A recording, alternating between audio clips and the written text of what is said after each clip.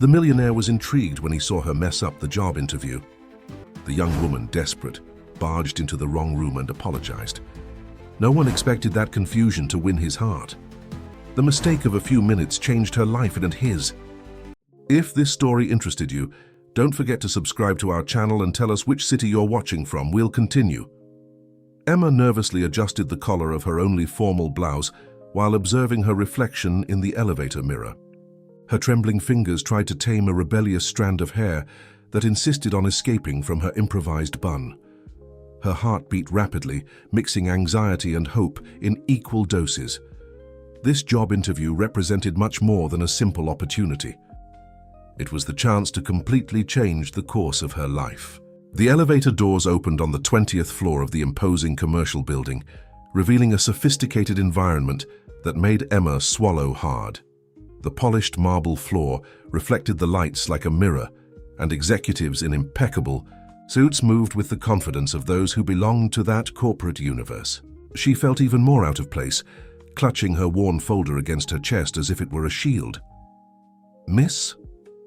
A deep, authoritative voice made her turn abruptly. A tall man, approximately 40 years old, was observing her with interest.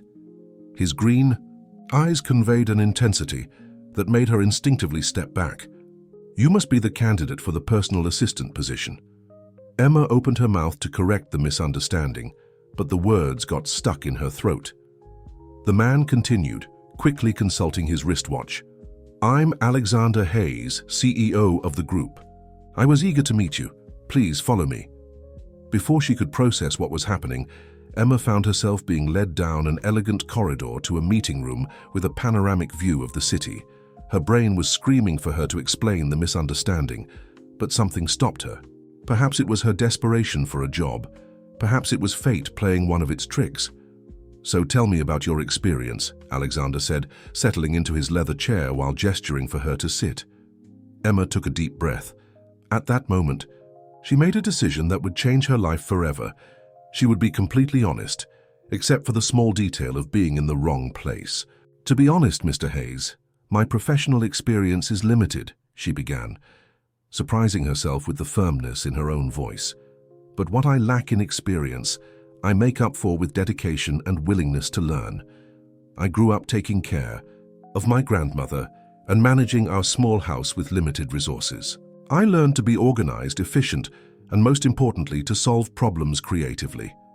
The executive observed her with growing interest, his fingers drumming softly on the glass table. "Continue," he encouraged. "I know I'm probably not what you're looking for. I don't have an MBA, I don't speak 5 languages, and this blouse," she smiled nervously, "well, it's the only one I have for interviews, but I can guarantee that if you give me a chance, I'll work tirelessly to prove my worth." A heavy silence filled the room. Emma could hear her own heart beating in her temples.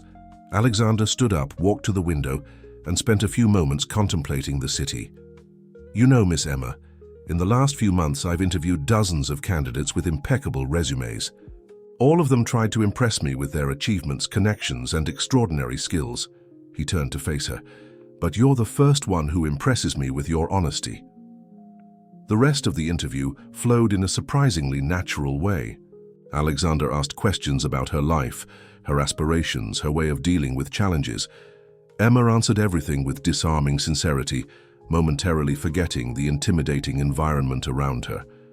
When they finally said goodbye, Alexander extended his hand with a half smile. "Congratulations, Emma. The position is yours.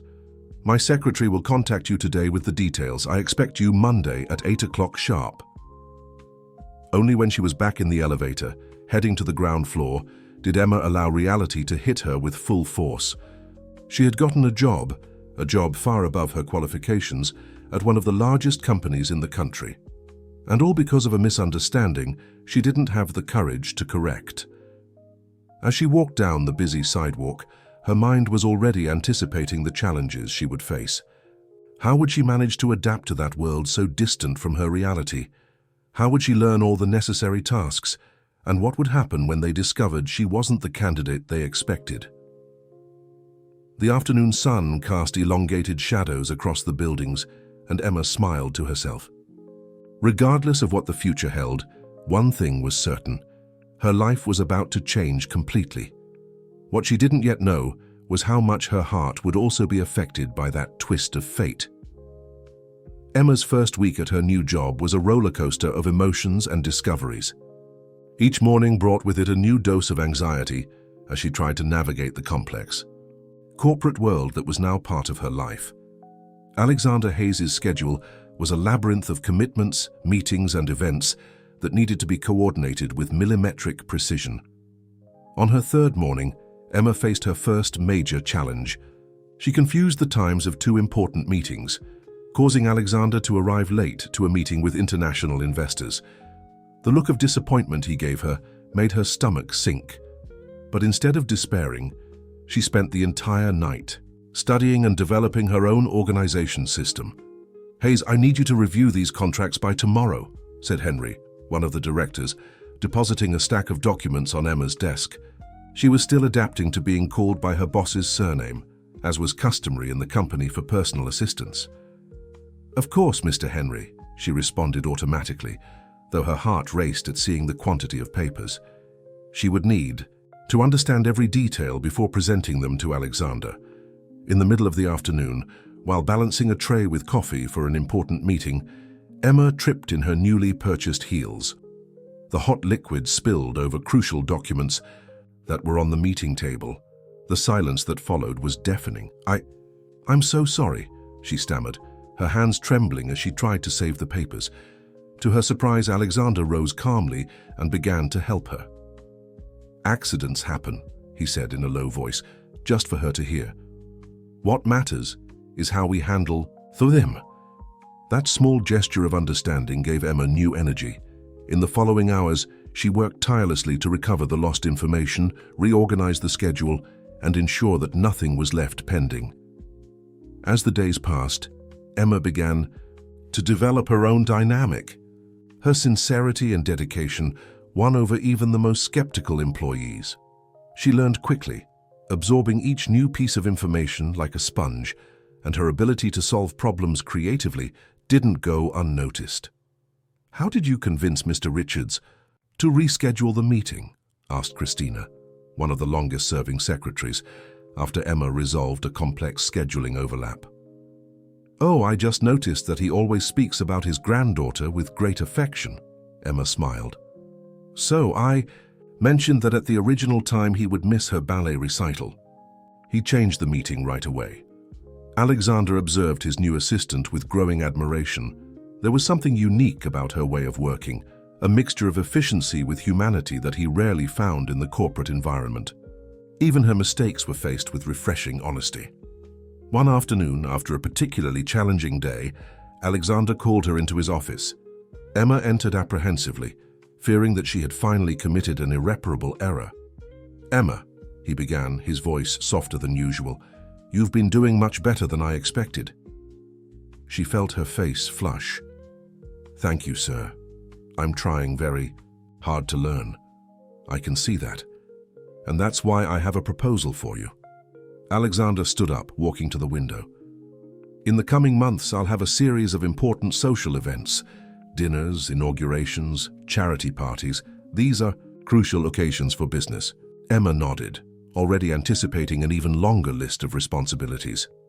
"The problem is that my family, especially my mother, is increasingly insistent about my personal life. She believes that a single CEO doesn't project the right image for our more traditional partners." Emma's heart raced. Something in his tone of voice made her suspect that the conversation would take an unexpected turn. "So," he continued, turning to face her, "I'd like to propose an agreement. Besides your normal duties as my assistant, you would accompany me to these events as my girlfriend." The silence that followed was filled only by the distant sound of traffic below. Emma blinked several times, trying to process what she had just heard. "It would be a strictly professional arrangement, of course," Alexander hastened to clarify, "with a formal contract establishing all the terms and a generous financial compensation." Emma felt the world spin slightly. First the misunderstanding about the interview, and now this. Her life was transforming into a soap opera script she could never have imagined starring in. But before she could respond, Alexander added, "Think about it carefully. Tomorrow we can discuss the details if you accept." That night, in her small apartment, Emma could barely sleep. Her mind oscillated between the unique opportunity that proposal represented and the fear of complications that could arise. After all, how could she maintain a facade relationship with a man who, she had to admit, was already beginning to awaken real feelings in her heart? The soft morning light filtered through the windows of Alexander Hayes's office when Emma entered, carrying a cup of coffee prepared exactly as he liked it. Strong, without sugar, with a pinch of cinnamon. Her hands trembled slightly as she placed the cup on the desk, revealing the anxiety that yesterday's proposal had provoked. "Good morning, Emma," Alexander greeted her, looking up from the documents he was analyzing. "I imagine you've thought about our conversation." "Yes, Mr. Hayes," she replied, nervously adjusting the skirt of the new outfit she had bought with her first paycheck. "Actually, I spent the entire night thinking about it." Alexander indicated the chair in front of him, and Emma sat down, maintaining the upright posture she had learned to adopt in recent weeks. The silence between them was charged with expectation. "Before giving my answer," she began, surprising him with her firmness, "I need to establish some conditions." A discreet smile appeared on Alexander's lips. It was exactly this kind of attitude that had attracted him since the job interview, that unique blend of humility and determination. "I'm all ears," he responded, leaning back in his chair.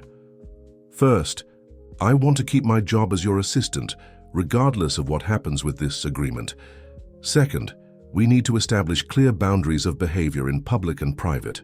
And third," she took a deep breath before continuing, "I want it to be clear that this is a professional agreement, no emotional games or manipulations." Alexander observed her for a few moments, impressed with her maturity. "Your conditions are more than reasonable, Emma. In fact, I've already prepared a contract that covers most of these points." He opened a drawer and took out a document of several pages, extending it to her. "Please read it carefully.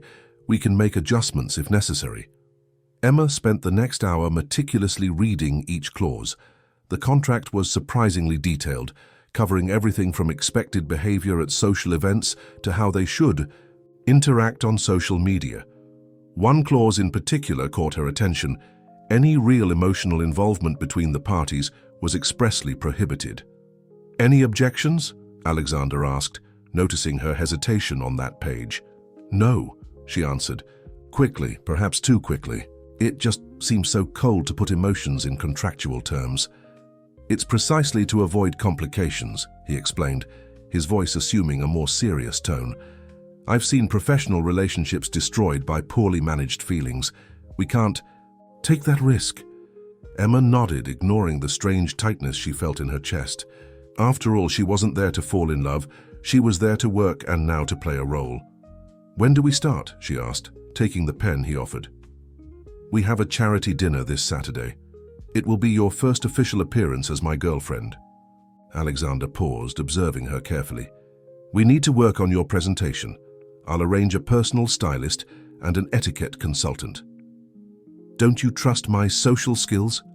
she joked, trying to ease the tension. "I trust you more than you imagine," he replied with unexpected seriousness. "But this world can be merciless to beginners. I want to ensure you're prepared." The days that followed were a true marathon of preparation. Between her normal duties as an assistant, Emma underwent intensive etiquette lessons, learning everything from which fork to use on each occasion to how to conduct a conversation with foreign diplomats. Thursday was dedicated to her wardrobe. A renowned fashion consultant took her to the most exclusive boutiques in the city, where Emma found herself trying on clothes that cost more than 6 months of her rent. "The dress needs to be perfect for Saturday's dinner," the consultant insisted, critically analyzing each piece. "You'll be the center of attention as Alexander Hayes's girlfriend." That phrase hit her like a punch in the stomach. Suddenly, the reality of her situation seemed even more surreal. In a few days, she had gone from an ordinary young woman, worried about paying her bills, to someone who would be observed and judged by high society. On Friday afternoon, Alexander called her for a final rehearsal in his office. "We need to align our story," he explained. "How we met, how long we've been together, those details that they'll certainly ask about. We can keep it as close as possible to the truth," Emma suggested. "We met at work, we grew closer naturally." "Good idea," he agreed. "The less we lie, the less chance of contradicting ourselves." As they discussed the details of their fake love story, Emma couldn't help but notice how Alexander seemed different that late afternoon. More relaxed, almost vulnerable, as if for a few moments he had lowered his usual CEO guard.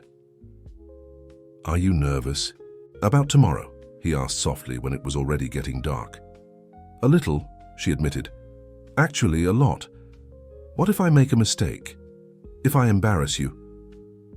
Alexander approached, placing his hands on her shoulders in a surprisingly gentle gesture.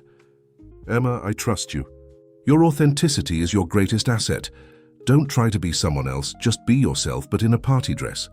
His touch on her shoulders sent an electric current throughout her body, and Emma found herself fighting against the impulse to move closer. The clause in the contract about emotional involvement flashed in her mind like a red alert. "I need to go," she said abruptly, stepping away. "I still have to prepare some documents for Monday." As she walked home that night, Emma wondered what kind of game she had gotten herself into. The contract said it was all pretense, but her heart was already confusing reality with acting. And, worst of all, sometimes in the small gestures and glances from Alexander, she had the impression that she wasn't the only one experiencing this dilemma. The ballroom of the Continental Hotel shone with its sumptuous decoration for the charity dinner. Crystal chandeliers poured golden light over the elegantly dressed guests, creating an atmosphere of luxury and exclusivity. Emma waited nervously at the entrance, her heart beating so hard it seemed to want to escape from the discreet neckline of the midnight blue dress she had chosen. "You look stunning," Alexander's voice sounded close to her ear, making her turn. He was even more elegant than usual in his perfectly fitted tuxedo, his green eyes shining in a way she had never noticed before. "Thank you," she replied, trying to control the blush that rose to her cheeks. "You look very elegant too." Alexander offered his arm to her, and Emma accepted, feeling the warmth of his body even through the layers of fabric. "Remember," he whispered as they walked to the ballroom, "tonight is our official debut. All eyes will be on us." And he wasn't exaggerating. As soon as they entered, Emma felt the weight of curious gazes. Discreet whispers followed their steps as Alexander led her through the ballroom, occasionally stopping to greet acquaintances. "Alexander, darling," an elegant silver-haired lady approached, her smile not quite reaching her eyes.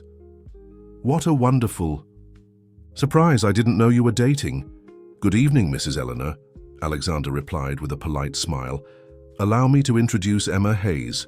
The use of his surname as if they were already married caught Emma by surprise, but she maintained her composure, extending her hand to the lady. "Hayes," Mrs. Eleanor arched a perfectly outlined eyebrow. "Don't tell me she's some distant cousin. We've never met." "Actually," Emma replied with a serene smile, "the surname is just a happy coincidence. We met through work." The explanation seemed to intrigue the lady even more, but before she could ask more questions, Alexander skillfully led Emma to another group of guests. The night proceeded like a carefully choreographed dance. Emma surprised herself with her own ability to navigate social conversations, naturally applying the etiquette lessons she had learned. Her sincerity and genuine charm won over even the most skeptical guests. During dinner, seated next to Alexander at a table with important executives, Emma noticed something curious. The more she relaxed and acted naturally, the more convincing her role as a girlfriend seemed. The laughter they shared didn't need to be forced. The exchanged glances had a real complicity. "And how did you fall in love?" asked the wife of one of the directors, leaning across the table with evident curiosity. Emma felt Alexander's hand find hers under the linen tablecloth, a gesture of support that made her heart leap. "It was something gradual," she replied, letting a genuine smile light up her face. "Alexander has this unique ability to see potential in people, to give chances where others wouldn't, and I simply couldn't help but be enchanted by his kindness disguised as seriousness. The pressure on her hand increased slightly, and when she looked at Alexander, she saw something in his eyes that she couldn't decipher, a mixture of surprise and something deeper, more vulnerable. The moment was interrupted by the start of the charity auction. Alexander had to briefly excuse himself to make a speech as one of the event's main donors, leaving Emma alone at the table. "So," a female voice sounded beside her, and Emma found herself face to face with a stunning young woman. "You're Alexander, Hayes's new conquest." Heather. Emma recognized her from the photos she had studied. Alexander's ex-girlfriend, now married to a rival businessman. "It's a pleasure to meet you." "The pleasure is mine," Heather replied, with a feline smile. "Easter. You know, it's refreshing to see how Alexander has changed his standards. Before, he was only interested in women from our social circle. It must be interesting for him to try something different." The comment hit Emma like a needle. But years of caring for her sick grandmother had taught her to stay calm in difficult situations. Indeed, Alexander is someone who values authenticity above appearances. Maybe that's why it didn't work out with certain people from your social circle. Heather paled slightly, but before she could respond, Alexander returned to the table. His concerned gaze alternated between the two women, clearly sensing the tension in the air. "Is everything okay?" he asked, his hand automatically finding Emma's waist in a protective gesture. "Perfectly," Emma replied with a calm smile. "Heather was just telling me how you've changed since you broke up. I agree with her. You really do seem much happier now." The rest of the evening passed without major incidents, but Emma noticed a subtle change in Alexander's behavior. His touches became more frequent, his gazes more intense, as if he were seeing her in a new light. When they finally left the event, it was already past midnight. In the car, returning home, a comfortable silence settled between them. "You were amazing today," Alexander said softly, breaking the silence.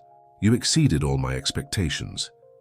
"I just followed your advice. I was myself," she replied, feeling the fatigue of the night beginning to weigh on her shoulders. "And that's exactly what made you perfect," he murmured, more to himself than to her. Emma closed her eyes, pretending not to have heard that last comment. It was safer that way. After all, there was a contract between them, with a very specific clause about feelings.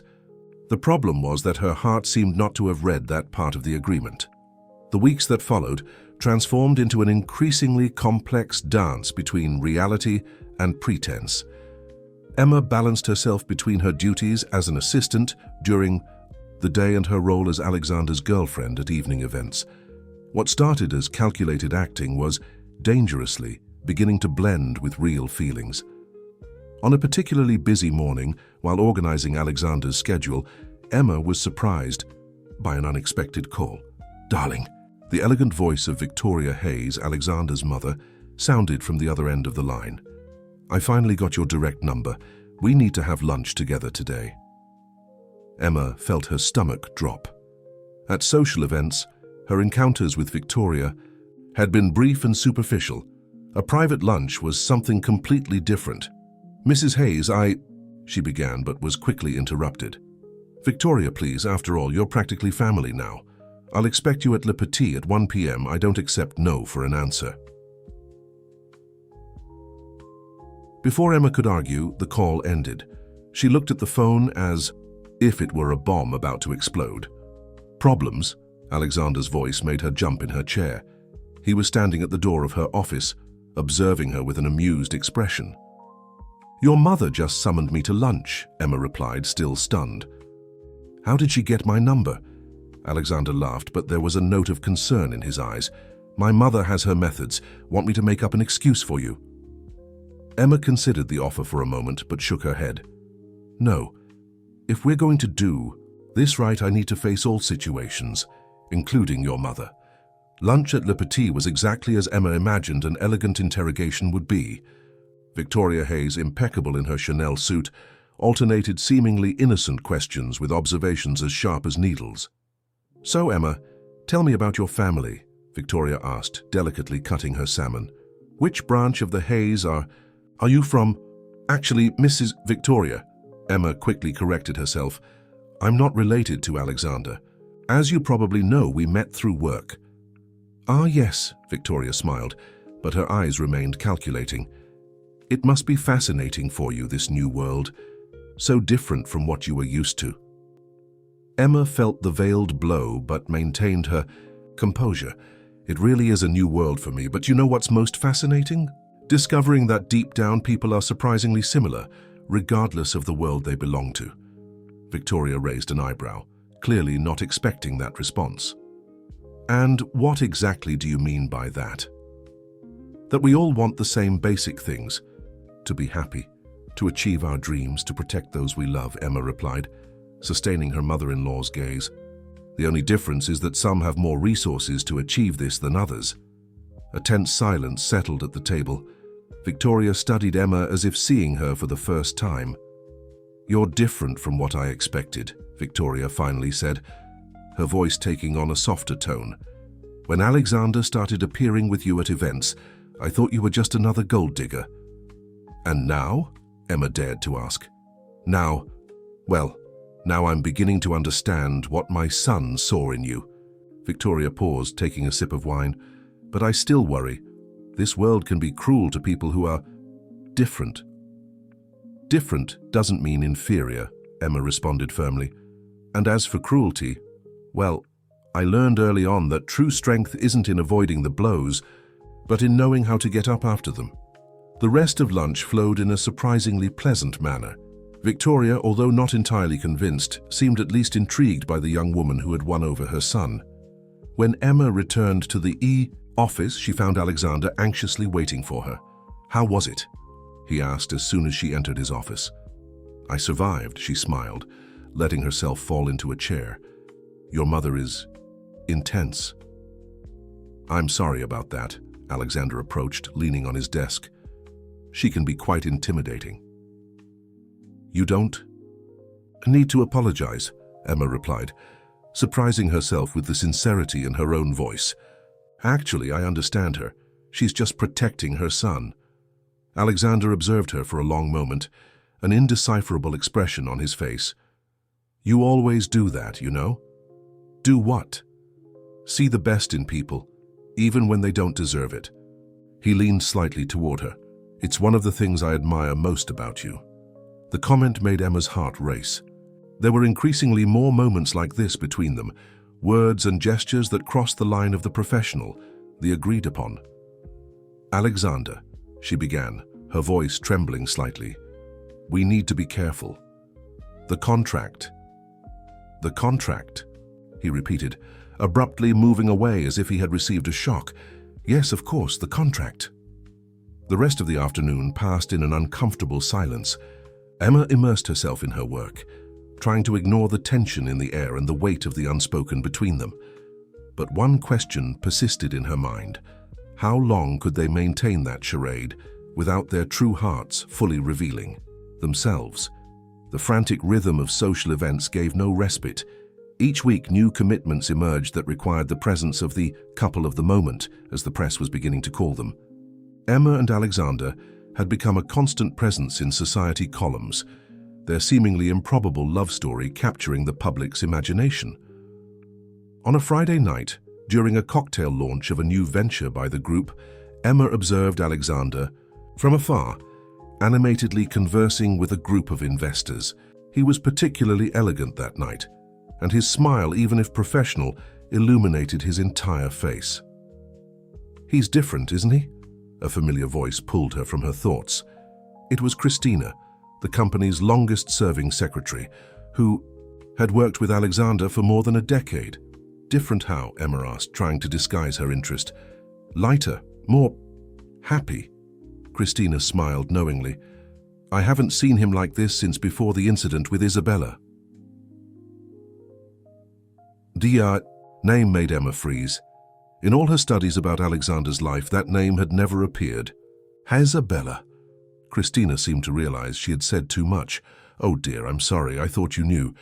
It was a long time ago, even before he took over the presidency of the company.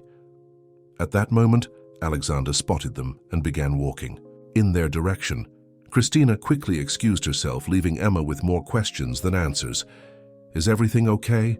Alexander asked, noticing her thoughtful expression. "You look worried." "Who is Isabella?" The words escaped before she could contain them. The effect was immediate. Alexander's smile disappeared, and his entire posture transformed. "Where? Did you hear that name?" "Does it matter?" she returned softly. "Alexander, I know we have a contract, that this is just professional, but I trust you. I'd like you to trust me too." He looked around, checking if anyone was watching them, then took her hand. "Not here, let's take a walk." The hotel garden was practically deserted at that hour. The soft lights from the lampposts created an almost magical environment among the carefully cultivated flowers. Alexander led Emma to a more secluded bench. "Isabella was my fiancée," he began, his voice heavy with long repressed emotions. "We had been together for 3 years when I discovered she was passing confidential company information to our biggest competitor." Emma felt her heart tighten at seeing the pain in his eyes. "I'm so sorry." "The worst wasn't the professional betrayal," he continued, running his hand through his hair in a nervous gesture. "It was discovering that our entire relationship had been a facade. She approached me with the sole purpose of getting information." "That's why the contract," Emma murmured, finally understanding. "That's why the clause about feelings—" "I needed to be sure it wouldn't happen again," he confirmed, but his voice betrayed an insecurity that Emma had never perceived before. That everything would be under control. Without thinking, she covered his hand with hers. "Not everything in life can be controlled by contracts, Alexander." Their gazes met, and for a moment the world seemed to stop. The proximity between them was almost electric, charged with tension and unspoken possibilities. "Emma," he whispered, his face dangerously close to hers, "sometimes I wonder if—" "Mr. Hayes," the voice of one of the executives cut the moment like a knife. "Everyone is looking for you. The speech should begin in 5 minutes." Alexander moved away abruptly, recomposing his professional mask with impressive speed. "I'm coming," he responded, standing up. Then turning to Emma, "We need to go back." The rest of the evening passed like a fog for Emma. She fulfilled her role as a dedicated girlfriend automatically, but her mind kept reliving that moment in the garden. What was Alexander going to say? What would have happened if they hadn't been interrupted? Later, in the car returning home, the silence between them was heavy with unspoken words. When they reached her building, Emma hesitated before getting out. "Alexander," she began, gathering courage, "about tonight." "It was a slip," he interrupted her, his tone becoming professional again. "We can't let ourselves be carried away by moments of weakness. The contract is clear about this." Emma felt as if she had been slapped. "Of course," she replied, her voice trembling slightly. "The contract. How could I forget?" She got out of the car quickly before he could see the tears that were beginning to form in her eyes. As she climbed the stairs to her apartment, a painful certainty settled in her chest. No matter how much she tried to convince herself otherwise, she was hopelessly in love with Alexander Hayes. And from what she had seen in his eyes that night, perhaps she wasn't the only one living this dilemma. The days that followed the incident in the garden were marked by a palpable tension between Emma and Alexander. At the office, they maintained a facade of professionalism that bordered on coldness, as if trying to compensate for that moment of vulnerability with exaggerated distance. "Emma, I need you to reorganize my schedule for next week," Alexander said one morning without taking his eyes off his laptop. "We'll have important visitors from the European branch." "Yes, Mr. Hayes," she responded formally, noticing how he winced slightly at hearing such impersonal treatment. "Anything else?" "Actually, yes," he hesitated for a moment. "There will be an important dinner on Friday with the European executives and their wives." "Would you like me to make the reservations?" "I want you to accompany me as my girlfriend." The silence that followed was heavy. It was the first time since the night of the cocktail party that they would have to play their romantic role. "Of course," Emma replied, keeping her voice neutral. Should I wear the green dress or the blue one? Whichever you prefer, Alexander sighed, finally looking at her. Emma? Excuse me, she quickly interrupted him. I have a meeting to organize. She left the room before he could say anything else, her heart beating erratically. In the hallway, she encountered Christina, who observed her with concern. Darling, you don't look well, the secretary commented. How about some coffee? Minutes later, they were in the small employee break room, and Emma found herself confiding in the only person who seemed to truly understand the situation. I don't know how to act anymore, she confessed, rotating the coffee cup between her hands. It's increasingly difficult to separate what's real from what's acting. Christina observed her with wisdom in her eyes. And have you considered that maybe you don't need to separate them? There's a contract, Christina. A specific clause about feelings. Ah, yes, the famous contract. Christina smiled with irony. You know, in all my years working with Alexander, I've never seen him so alive as in these last few months, and it's not because of any contract. Before Emma could respond, her cell phone vibrated with a message. It was from her grandmother, asking her to visit urgently. 2 hours later, Emma was in the small house where she grew up, sitting on the porch with Grandma Ruth, her grandmother. The familiar aroma of coffee with cinnamon filled the air, bringing memories of simpler times. So, my child, her grandmother began, her wise eyes studying her granddaughter's face. Going to tell me what's happening? What do you mean, Grandma? Emma, I raised you. I know every expression of yours. In the last few weeks, your visits have been shorter and shorter, and your eyes are different. Emma felt the tears she had been holding back for days begin to fall. Oh, Grandma, I've fallen in love with someone I can't have. And why can't you have him? It's complicated, she answered, wiping her eyes. There's an agreement, promises I made. Grandma Ruth took her granddaughter's hands in hers. My dear, there are only 2 promises that can't be broken, those we make to God and those we make to our own heart. Everything else is just words, on paper. But what if I'm interpreting everything wrong? If I'm seeing signs where there aren't any? True love always leaves signs, child. The question is whether we have the courage to follow them. The conversation with her grandmother continued through the afternoon, and when Emma finally returned to the office, she felt simultaneously lighter and heavier. Lighter for having shared her feelings, heavier for the certainty that she couldn't ignore them forever. She found Alexander still in his office, even though it was already late. He seemed tired, lost in thoughts as he looked out the window. Sorry for the delay, she said softly. I had a family emergency. Is everything okay? He asked, and the genuine concern in his voice made her heart ache. Yes, it was just my grandmother wanting to talk. Alexander nodded, then picked up an envelope from his desk. This arrived for you today. It's an invitation to the Hayes Foundation Gala. My mother made a point of sending it personally. Emma took the envelope, her fingers lightly brushing against his. The brief contact sent shivers down her spine. Alexander, she began, gathering courage. I think we need to talk about... No, he interrupted her, his voice tense. Please don't say anything.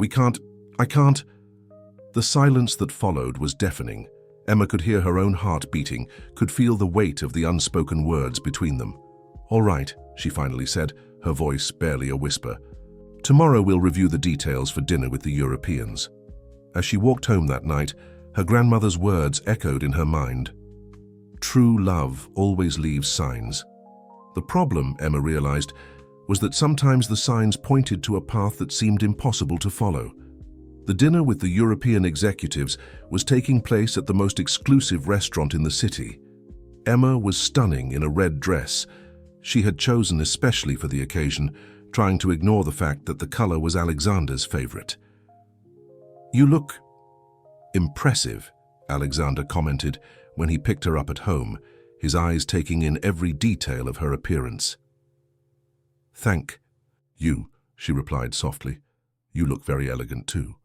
The journey to the restaurant was made in a silence charged with tension. Occasionally their gazes met in the rearview mirror, only to be quickly averted.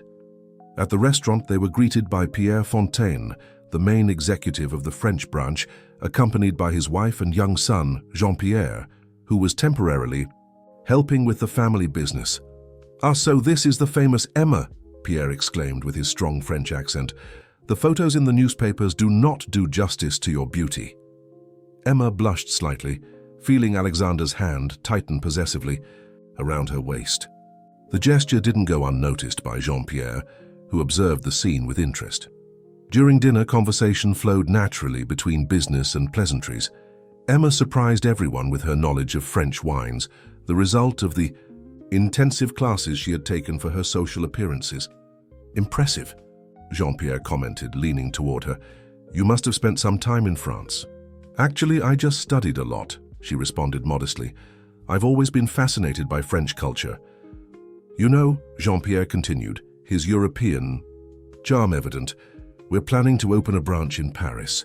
Someone with your talent and cultural sensitivity would be a great asset to our team." Alexander, who was talking to Pierre about company numbers, stopped abruptly upon hearing the comment. His face visibly hardened. "Emma is very well established here," he said, his voice cutting. "There's no need to look for opportunities elsewhere." An awkward silence fell over the table. Emma felt her face burn, both from the situation and from the possessive way Alexander had spoken. "I believe that would be Emma's decision, wouldn't it?" Jean-Pierre responded smoothly, keeping his eyes fixed on her. "Excuse me." Emma stood up abruptly. "I need to go to the restroom." In the luxurious restaurant bathroom, she leaned on the sink, breathing deeply. What was happening with Alexander? Was that possessive reaction part of the act or something more? When she returned to the table, she found Jean-Pierre alone. The other guests had gotten up to appreciate the view from the restaurant's veranda.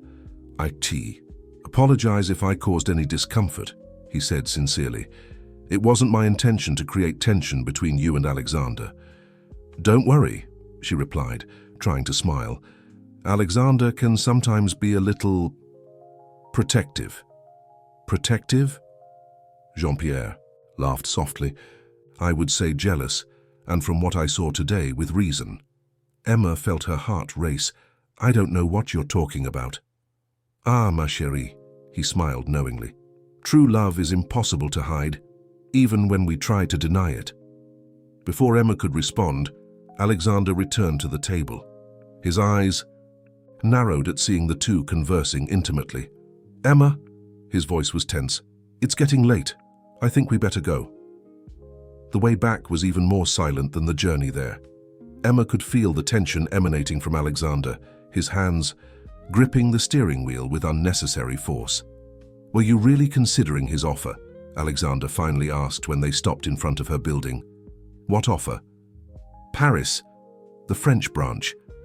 Emma stared at him, incredulous. "Alexander, that was just polite conversation." "That's not what it seemed like," he replied, his voice low and intense. "The way he looked at you." "And what if I was?" she interrupted him, her own frustration finally overflowing. "And what if I wanted to go? What's the problem? We have a contract that explicitly says this is just professional." Alexander turned to her abruptly, his green eyes burning with an intensity that made her catch her breath. For a moment, it seemed like he was going to say something, do something. But then, as always, the professional mask returned to its place. "You're right," he said coldly. "The contract. As always, you're right." Emma got out of the car without saying anything more, silent tears streaming down her face. As she climbed the stairs to her building, a painful certainty settled in. That agreement, which was supposed to protect their hearts, was, in fact, slowly destroying them. The Hayes Foundation Gala was approaching, and with it grew Emma's anxiety. After the incident at dinner with the French, her relationship with Alexander had become even more complicated. At the office, they maintained only strictly necessary contact, as if any additional proximity could cause the fragile facade they had built to crumble. "Emma, darling," Victoria Hayes's voice sounded over the phone on a rainy afternoon. "I need you to come to my atelier today. Your dress for the gala is ready for the final fitting. My dress? Emma asked, confused. But I had already chosen one. Nonsense! Victoria interrupted her. As godmother of the foundation, I made a point of ordering something special for you. I'll expect you at 6. Victoria's atelier was an elegant space in the heart of the old city. When Emma arrived, she found not only her mother-in-law, but also a group of high society ladies, all curious to better know Alexander Hayes's girlfriend. Ah, finally! Victoria greeted her with a kiss on the cheek. Come, you need to try on the dress before the other guests arrive for tea. The dress was a work of art in shades of gold and cream, with delicate embroidery that seemed to tell its own story. When Emma put it on, the transformation was instantaneous. Perfect, Victoria murmured, adjusting some details. Alexander will be speechless. Emma felt a tightness in her chest at hearing his name. Mrs. Hayes, Victoria, the woman automatically corrected her. Victoria, Emma continued, gathering courage, why are you doing this? Being so kind to me? The elegant lady stopped what she was doing and looked directly into Emma's eyes. Because for the first time in a long time, I see my son truly happy, even if he's trying to deny it. What do you mean? Victoria sighed, sitting on a nearby armchair. Alexander has always been very controlled, very rational. After what happened with Isabella, he closed himself off even more, transforming everything in his life into contracts and agreements. But with you, she made a significant pause, with you he's beginning to allow himself to feel again. But there's a contract, Emma whispered, her voice trembling slightly. A professional agreement. Ah, yes, the famous contract. Victoria laughed softly. You know, I've seen many contracts broken throughout life, but I've never seen one that managed to prevent the heart from feeling what it needs to feel. The sound of animated voices interrupted the conversation. The guests for tea were beginning to arrive. Emma took advantage of the distraction to change quickly, her mind spinning with Victoria's words. As she left the atelier, the rain had transformed into a storm. Emma waited at the entrance, trying to call a taxi, when a familiar car stopped in front of her. Get in, Alexander said, opening the passenger door. My mother told me you would be here. The interior of the car was warm and welcoming, a striking contrast to the storm outside. The familiar aroma of Alexander's cologne filled the environment, making Emma's heart race. How was the dress fitting? He asked, keeping his eyes fixed on the road. Good, she responded simply. Your mother has impeccable taste. She always has, Alexander commented, a small smile appearing on his lips. Did you know she chose all my school uniforms? I was probably the only child who went to classes looking like a small executive. The image of a young Alexander, all dressed up and serious, made Emma smile. You must have been an adorable child. Adorably unbearable, according to my mother, he laughed, and for a moment the tension between them seemed to dissipate. A particularly strong thunderclap made Emma jump, and instinctively she grabbed Alexander's arm. The contact, even through the layers of clothing, sent an electric current through both of them. Sorry, she murmured, trying to remove her hand, but Alexander covered it with his. It's okay, he said softly, his thumb making small circles on her skin. Moment of intimacy was broken by a loud horn. A car had abruptly cut in front of theirs. Alexander cursed quietly, having to use both hands on the steering wheel to control the vehicle. When they finally stopped in front of Emma's building, the storm was at its peak. Lightning illuminated the dark sky, creating dancing shadows inside. The car. Emma, Alexander began, his voice almost lost in the noise of the rain. About dinner with the French? No, she gently interrupted him. You don't need to explain anything. We're adults. We have an agreement. And if... He hesitated, his eyes meeting hers in the half-light of the car. And if I didn't want this agreement anymore? Emma's heart stopped for an instant, only to begin beating even harder.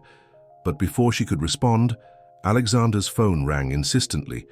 It was an emergency at the company. I need to go, he said, clearly frustrated. But Emma, we need to... We'll talk later, she completed, quickly getting out of the car to escape the storm. As she ran to the shelter of her building, Emma didn't know if the drops on her face were from the rain or her own tears. Victoria's words echoed in her mind. There has never been a contract capable of preventing the heart from feeling what it needs to feel. The night of the Hayes Foundation Gala finally arrived, bringing with it an atmosphere of expectation and tension. The main ballroom of the most luxurious hotel in the city had been transformed into a fairy tale setting, with century-old crystals reflecting the golden light of the chandeliers and arrangements of white orchids perfuming the environment. Emma observed her reflection in the mirror one last time before leaving. The dress chosen by Victoria was even more impressive under the right lighting, the delicate embroidery sparkling with each movement. Her hair was elegantly tied in a low bun, revealing the pearl necklace that had belonged to her grandmother, her only family jewel of value. The doorbell rang, making her heart leap. Since the night of the storm, she and Alexander hadn't had the opportunity to continue their conversation. He had plunged into a series of emergency meetings, and their interactions were limited to brief professional encounters. When she opened the door, however, it wasn't Alexander who was there. "Jean-Pierre?" she asked, surprised. "What are you doing here?" The Frenchman smiled, extending a bouquet of red roses. "Alexander was called to a last-minute meeting with my father. He asked me to come pick you up." Emma felt her stomach sink. Something about the situation didn't seem right, but it would be indelicate to refuse the ride now. "Just a moment, I'll get my purse." In the car, Jean-Pierre maintained a light and charming conversation, but Emma was distracted, constantly checking her phone. No message from Alexander. "Are you worried about him?" Jean-Pierre asked softly. "It's strange that he hasn't sent a message," she admitted. "Ah, love," he smiled. "You know, Emma, since our dinner, I can't stop thinking about you, about your intelligence, your natural grace, and—" "Jean-Pierre," she interrupted him firmly, "please don't continue." "Why not? It's obvious there's tension between you and Alexander, and my offer for Paris is still open." "Because," she replied, her voice loaded with certainty, "regardless of any tension or contract, my heart has already chosen its path." The car stopped in front of the hotel, and Emma quickly got out, leaving a visibly disappointed Jean-Pierre behind. In the lobby, she found Christina, who seemed relieved to see her. "Emma, I'm glad you arrived. Alexander has been looking for you everywhere." "What do you mean? Wasn't he in a meeting with Pierre Fontaine?" Christina frowned. "No, he cancelled all appointments to prepare for the gala. He's been here since early, helping with the final details of the organization." Emma's heart raced as she understood Jean-Pierre's manipulation. She quickly explained the situation to Christina. "That sneaky Frenchman!" the secretary exclaimed. "Alexander will be furious when he finds out." "Please don't tell him," Emma asked. "I don't want to create a diplomatic incident." "Too late," Christina pointed beyond Emma's shoulder. Alexander was standing a few meters away, magnificent in his tuxedo, his eyes fixed on the red roses that Emma was still carelessly carrying. His face was pale with contained anger. "Alexander," she began, taking a step in his direction, but he had already turned, disappearing among the guests who were beginning to arrive. Emma followed him, her heart beating erratically. She found him on the hotel's terrace, his clenched fists resting on the parapet, as he observed the illuminated city below. "It's not what you're thinking," she said softly. "And what am I thinking, Emma?" he asked without turning. "That while I spent the entire day organizing every detail of this gala, thinking about how to make it perfect for you, Jean-Pierre was—" "Lying," she interrupted him. "He showed up at my door saying that you were in a meeting, that you had asked him to pick me up." Alexander finally turned, his eyes meeting hers. "And you believed him?" "At first, yes, because I trusted that you would have told me if you changed the plans. But during the entire ride, something seemed wrong. Do you know why?" She took a step in his direction. "Because it wasn't you by my side." The tension in Alexander's face began to soften. "What else happened in the car?" "He offered me the job in Paris again," she answered honestly. And I refused. Do you know why? Why? He asked, his voice just a whisper. Because my heart already has a fixed address and it's not in France. The distant sound of the orchestra beginning to play floated up to them, but at that moment on the moonlit terrace, the world seemed to have reduced to just those two hearts that were finally finding the courage to reveal themselves. The moment of vulnerability on the terrace was interrupted by Victoria Hayes, who appeared looking for both of them for the official start of the gala. "Here you are," she exclaimed, stopping abruptly upon perceiving the emotion-charged atmosphere. "Is everything all right?" "Yes, Mother," Alexander replied without taking his eyes off Emma. "Everything is perfectly fine now." Victoria observed the exchange of glances between the two and smiled discreetly. "Excellent. Because you need to open the gala with the first dance, it's a Hayes family tradition." Emma felt her heart accelerate. They had practiced ballroom dancing as part of her preparation for social events, but always maintaining a safe, professional distance. Now, after the revelations on the terrace, the prospect of being in Alexander's arms seemed simultaneously terrifying and irresistible. The main ballroom was packed when they entered. Hundreds of eyes observed them as they walked to the center of the dance floor. The orchestra began to play the first chords of a soft waltz. "Ready?" Alexander asked softly, extending his hand to her. Emma placed her hand in his, feeling the familiar electric current that always accompanied his touch. "With you, always."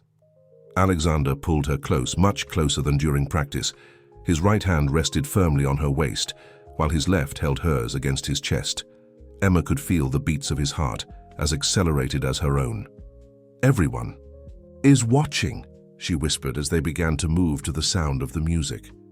"Let them watch," he replied, his green eyes fixed on hers. "For the first time, we're not acting for them." The realization of these words hit Emma like a wave. It was true. Each movement, each glance, each smile exchanged as they danced was genuine. There was no longer any contract or agreement that could contain what they felt.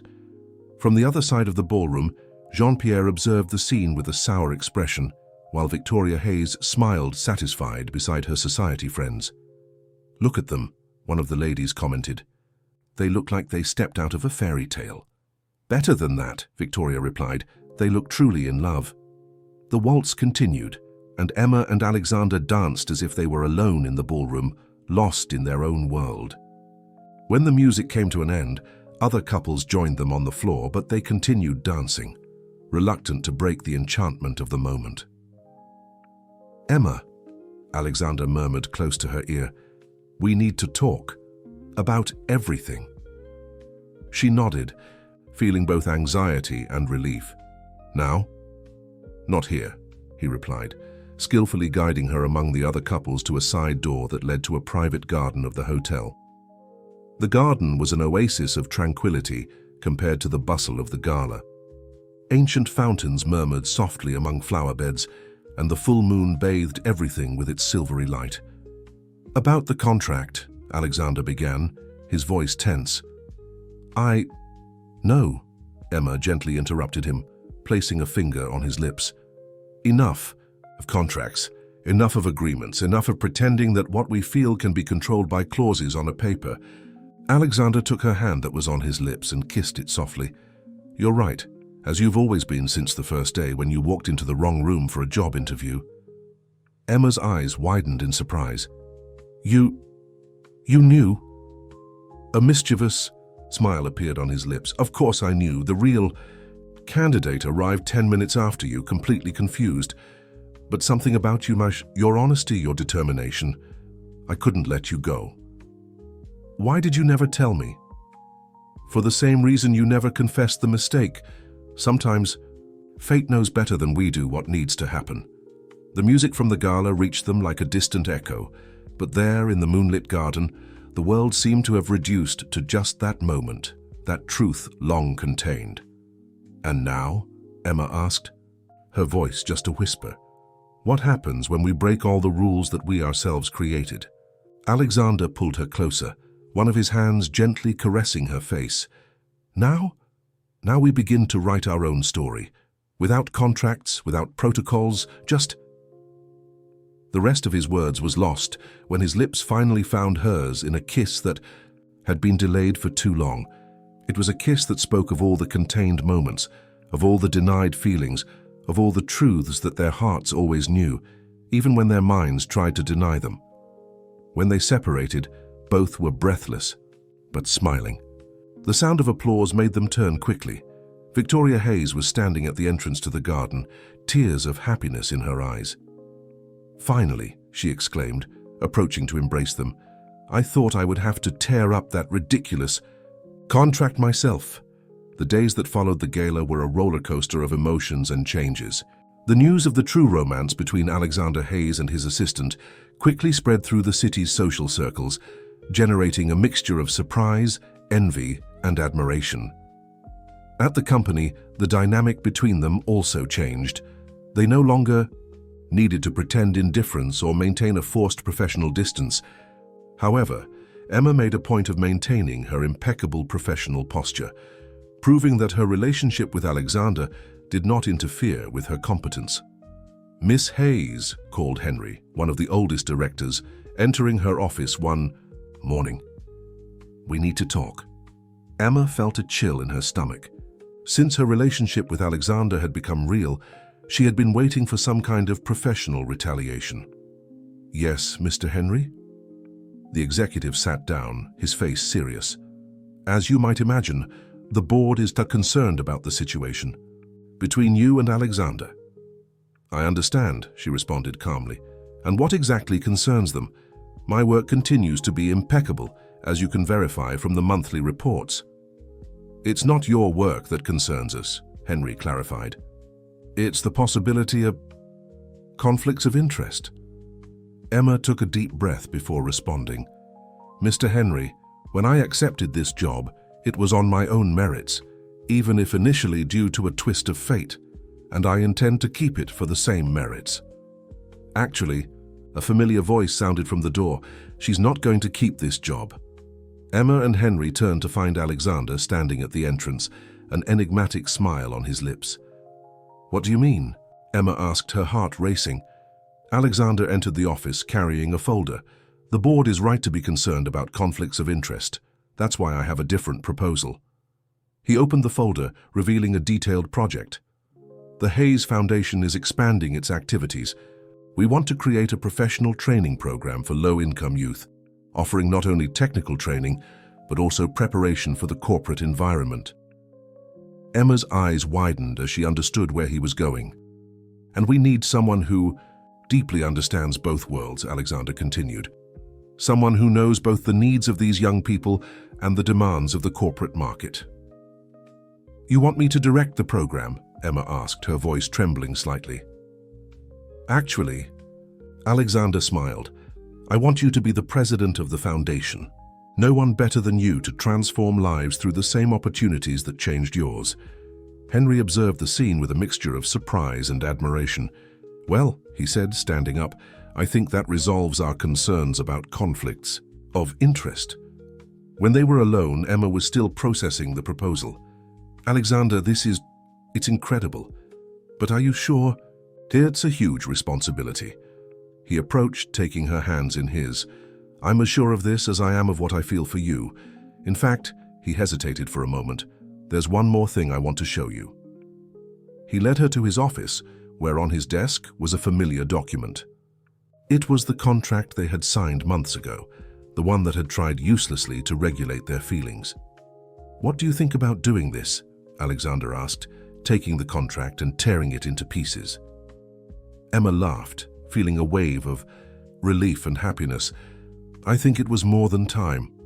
"And," he continued, taking something from his jacket pocket, "what do you think about signing a different agreement?" When he knelt, opening a small velvet box that contained a delicate ring, Emma felt her legs weaken.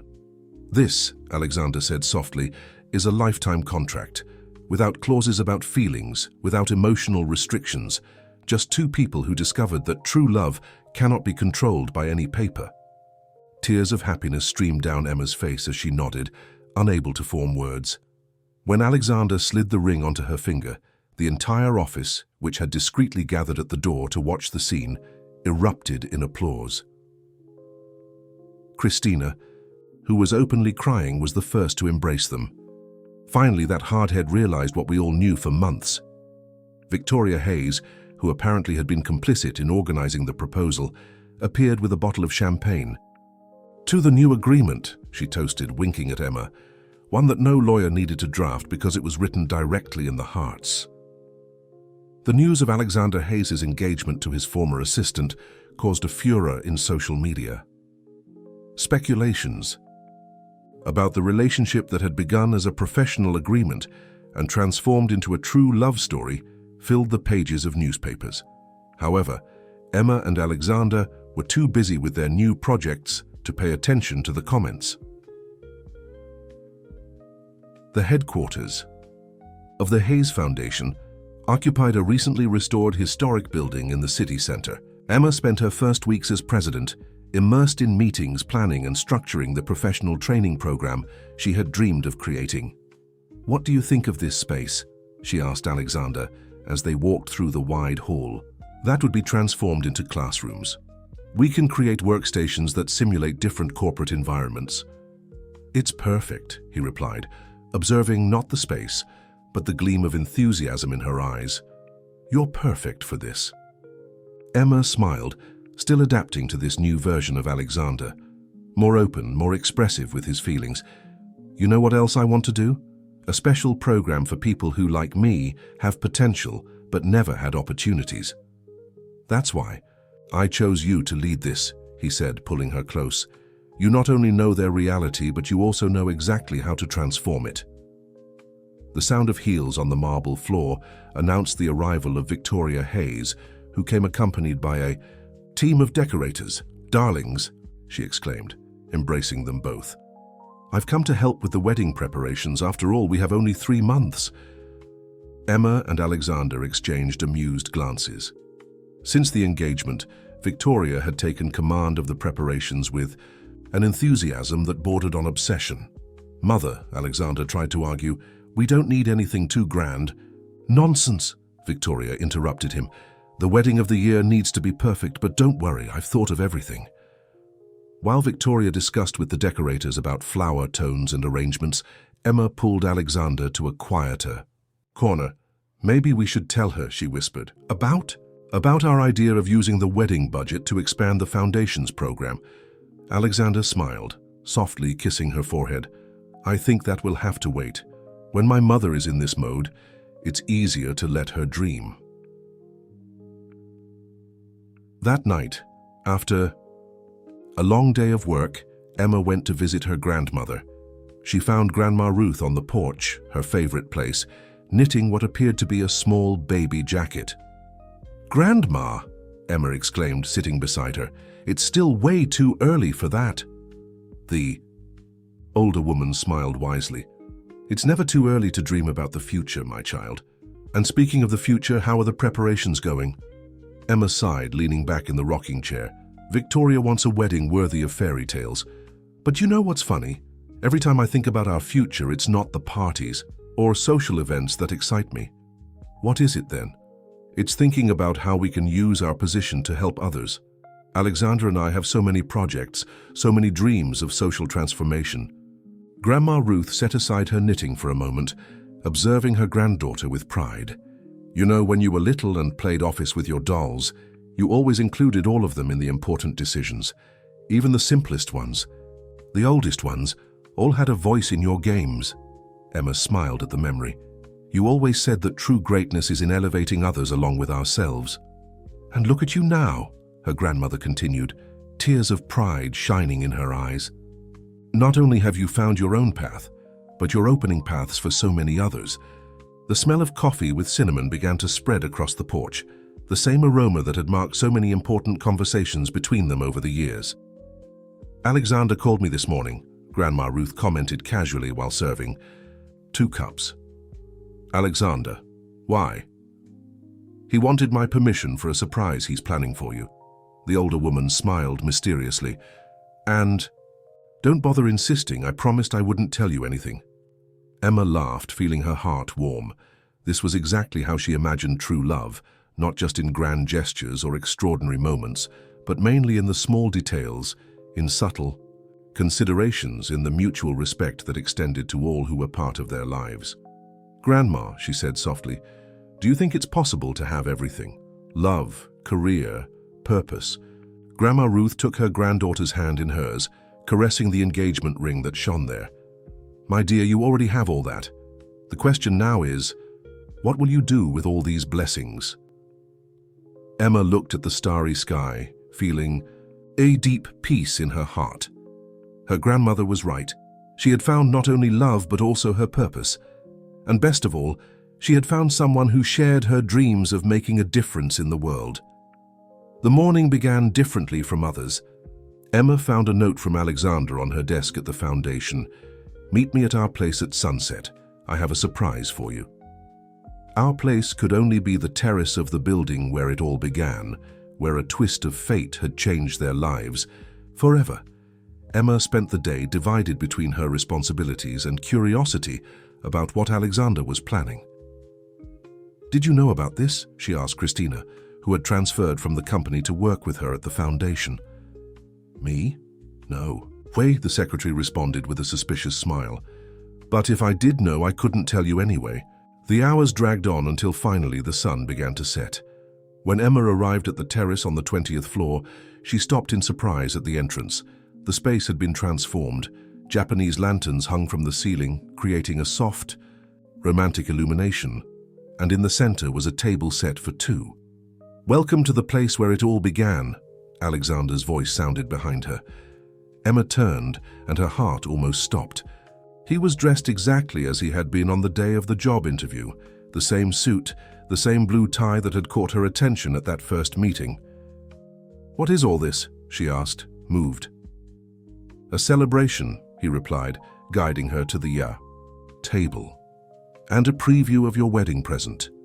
"Present? But the wedding is still 2 weeks away." Alexander smiled, taking a large envelope from a folder. "Open it." Inside the envelope was a series of documents. As Emma read them, her eyes filled with tears. It was the expansion project for the foundation, but with a crucial difference. It included the creation of 10 professional training centers in different regions of the city, all focused on underprivileged communities. "Alexander, this is incredible, but it must cost a fortune." "Exactly the amount we saved by having a simpler wedding, as you wanted," he replied, his eyes shining. "My mother almost had a fit when I suggested it, but when I explained the reason, she not only agreed but doubled the initial investment." Emma put the documents on the table and hugged Alexander tightly. "You're incredible, you know that."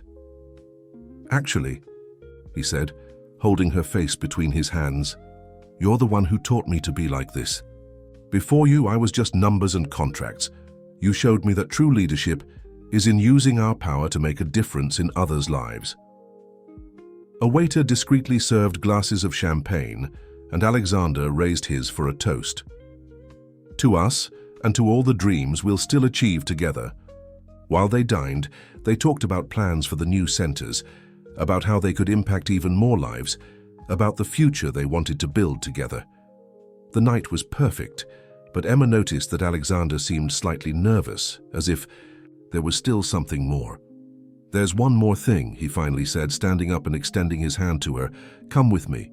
He led her to the edge of the terrace, where the illuminated city stretched out below them. Suddenly, the lights of several nearby buildings began to turn on in sequence, forming a message. "This is just the beginning of our story." "Remember when you told me that some stories don't need contracts to be true?" Alexander asked, his voice soft. "You were right. Our story began with a contract, but it will continue with a much deeper promise." From one of his pockets, he took out a small, antique box. "This was my grandmother's engagement ring. She gave it to me before she passed away, saying I should only give it to someone who made me believe in true love again." Emma felt her heart race when he opened the box, revealing a delicate sapphire ring. "But you already gave me an engagement ring." That was the ring that businessman Alexander Hayes should give, he smiled. This is the ring that the man you transformed wants you to wear. Not by contract, not by social agreement, but because your love changed every part of my being. With tears in her eyes, Emma allowed him to exchange the rings. The sapphire shone on her finger as if it had always belonged there. Now, she whispered, our story is truly complete. No, Alexander replied, pulling her close. Now is when it really begins. And there, in the same place where a twist of fate had united them, they sealed their love once more. Not with a contract, but with a kiss that promised a lifetime of shared dreams and purposes realized together. The wedding day dawned with a gentle spring breeze.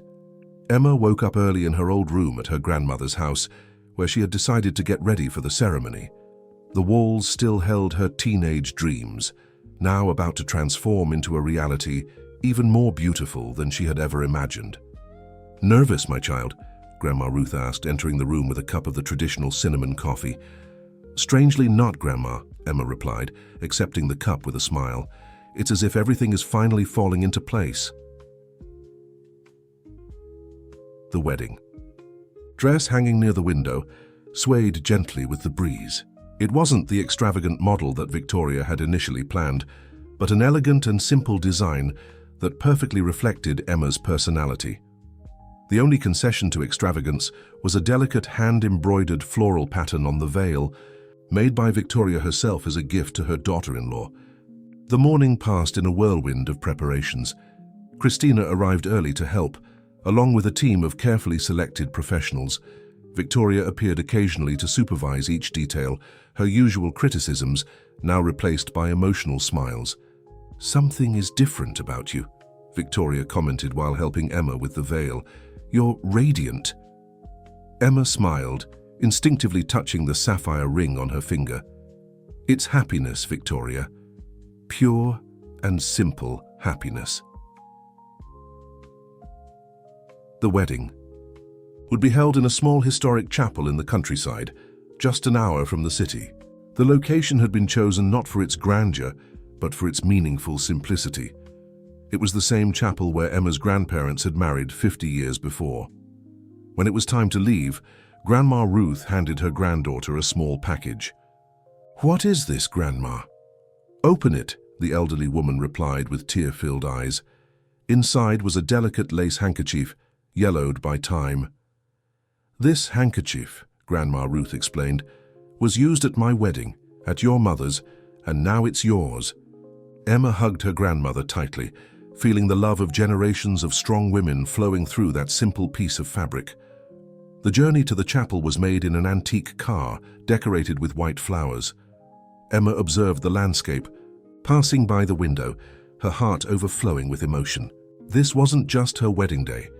It was the celebration of an amazing journey that had begun with a misunderstanding and transformed into the most beautiful love story. The chapel was decorated with simplicity and elegance.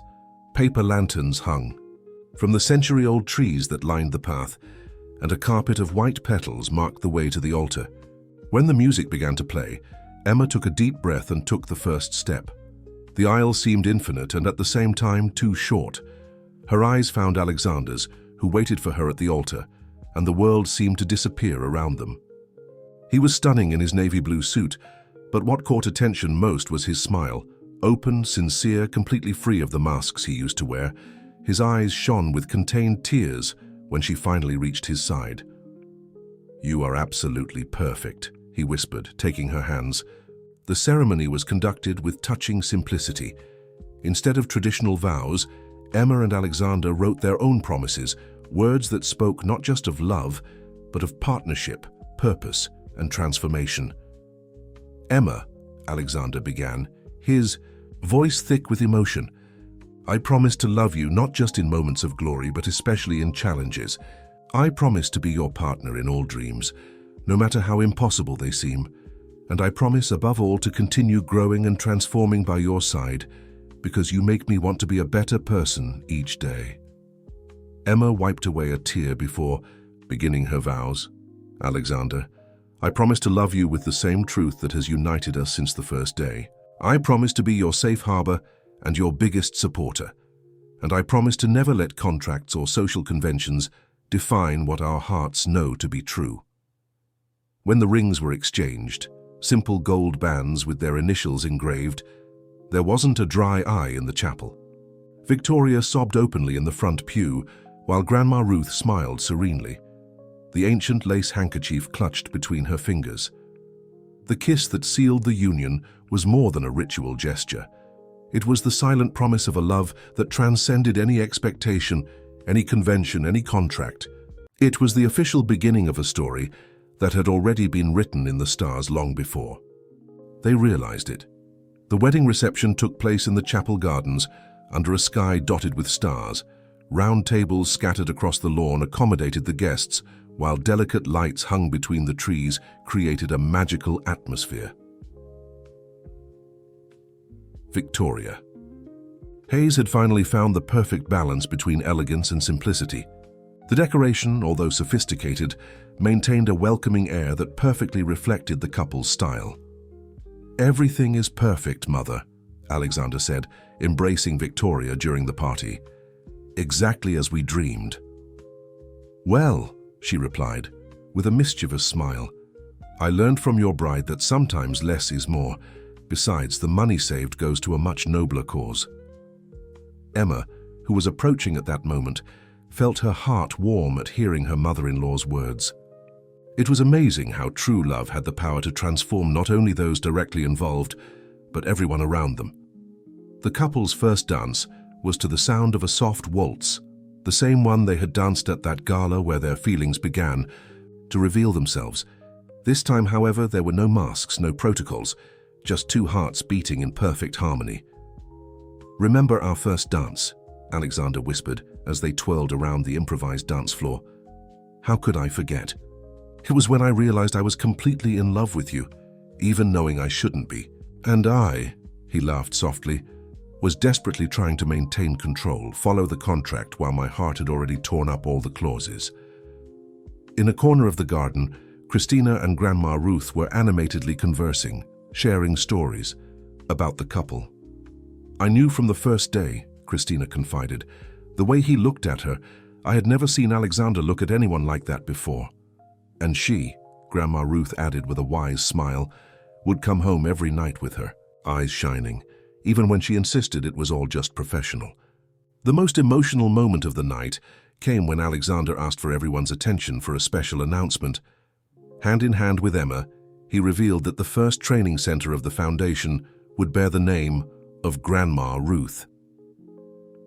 "Because it was she," he explained, "who taught Emma the values that made me fall hopelessly in love with her, the strength of honesty, the importance of dignified work, and the transformative power of true love." Grandma Ruth's tears mingled with her radiant smile as she embraced the newlyweds. "You are living proof that love, when it's true, has the power to change the world." The party continued late into the night, with music, dancing, and much joy.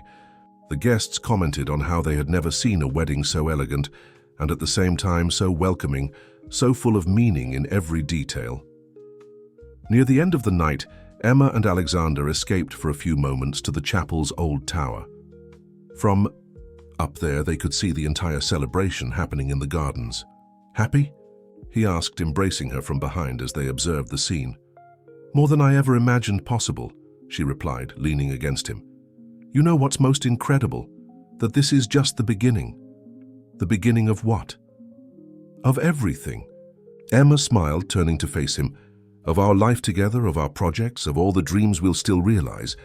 Alexander kissed her softly, and in that kiss was the entire promise of a future built not on contracts or agreements, but on the most solid foundation that exists: true love. The full moon shone upon them, a silent witness to a story that began with a twist of fate and transformed into something much greater.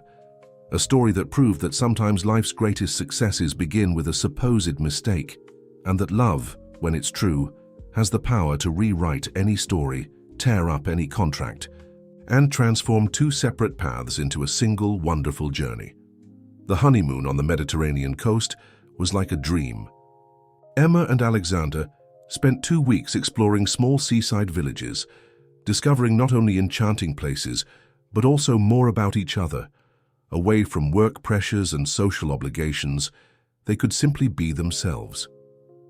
"Look at this," Emma exclaimed one morning, showing Alexander a small cafe in the narrow streets of Positano. The simple and welcoming establishment had been managed by a local family for generations. "It reminds me so much of Grandma's cafe." Alexander observed the gleam in his wife's eyes and smiled. "You're having an idea, aren't you? What if we included a community cafe in each training center? A space where students could not only learn about management in practice, but also create a welcoming environment for the community." He took her hand across the table, softly kissing her fingers. "That's why I fell in love with you, always thinking about how to transform simple things into opportunities for others." The days passed peacefully between excursions, deep conversations, and moments of pure contemplation. One afternoon, while watching the sunset from their veranda in Santorini, Alexander noticed Emma looking thoughtful. "What are you thinking about?" "About how funny life is," she replied, nestling in his arms. "If I hadn't walked into the wrong building that day. We would have met anyway," he completed with conviction. "Some people are destined to meet, no matter what paths they take." In the last week of the trip, while dining at a seaside restaurant in Amalfi, Alexander surprised Emma with yet another novelty. "Remember that village we visited yesterday, with the community center? Of course, I loved their project of professional education for local youth." "Well," he smiled, taking some documents from the folder he always carried. "What about an international partnership?" Emma took the papers with trembling hands. It was an exchange project between the Hayes Foundation and European community centers, allowing Brazilian youth to have international work and study experiences. "Alexander, this is incredible, but it must be very expensive." "Actually," he explained, "we already have 5 partner companies interested in sponsoring the project. Your work at the foundation has been attracting a lot of attention, you know?" Tears of happiness shone in Emma's eyes. It wasn't just the opportunities they were creating, but the realization that their dreams of social transformation were becoming increasingly larger and more real. The return to the United States was marked by a mixture of nostalgia for the wonderful trip and excitement for the new projects that awaited them. Upon arriving at their new apartment, a cozy space they had chosen together before the wedding, they found a surprise. The foundation team, led by Christina, had prepared an intimate welcome home party. The apartment was decorated with photos from the trip that they had shared in a private group, and on the dining table was a cake decorated with the phrase, "Welcome to the new chapter." "We couldn't resist," Christina explained, embracing them both. "Besides, we have exciting news to tell." During their absence, the first training center, the Ruth Williams Center, had begun to take shape. Registrations for the first cycle of courses already exceeded all expectations. "We had to create a waiting list," Christina explained, showing the numbers on her tablet. "And the most incredible thing, several companies have contacted us offering partnerships and internship positions." Emma and Alexander exchanged emotional glances. Their love had not only transformed their own lives, but was beginning to create waves of change that reached more and more people. Later, when they finally were alone, Alexander found Emma on the veranda of their new home, observing the city lights. "What are you thinking about?" he asked, embracing her from behind. "About how blessed we are," she replied, intertwining her fingers with his. "Not just for having found each other, but for being able to use our love to make a difference in so many people's lives." "You know what else enchants me about you?" Alexander whispered in her ear. "How you transformed my vision of success. Before it was just numbers, contracts, and power. Now, each achievement is measured by the positive impact we can cause." Emma turned in his arms, facing those green eyes she loved so much. "And this is just the beginning, isn't it?" "Yes," he smiled, kissing her softly. "Just the beginning of all the dreams we'll achieve together." The night was clear, and the stars shone over the city like silent witnesses to a love story that had transcended all expectations. A story that proved that when love is true, it not only unites two hearts, but has the power to transform the world around it. The inauguration of the first Ruth Williams Training Center was a moment of great emotion for everyone. The old historic building had been completely restored, maintaining its original architecture, but incorporating modern and functional spaces. On the ground floor, the community cafe inspired by that small establishment in Positano was already in full operation, managed by students from the first cycle of courses. "It's even more beautiful than I imagined," Grandma Ruth commented, moved as Emma guided her through the space. And to think that it all began with a dreamy girl who wasn't afraid to believe in the impossible. The inauguration ceremony was intimate, focused not on official speeches, but on the stories of the first selected students. Each of them had the opportunity to share their dreams and expectations. "When I saw the program announcement," a young woman of approximately 20 years shared, "I thought it was too good to be true. Complete professional training, with a paid internship and the possibility of international exchange? It seemed impossible for someone like me." Emma, seated next to Alexander in the front row, squeezed her husband's hand upon hearing those words. She knew exactly how that young woman felt. She had been in the same place not too long ago. "But then," the young woman continued, "I met Mrs. Emma and understood that sometimes the most impossible dreams are precisely the ones we should pursue most strongly." After the ceremony, while guests circulated through the space sampling the treats prepared by the cafe students, Victoria Hayes approached the couple.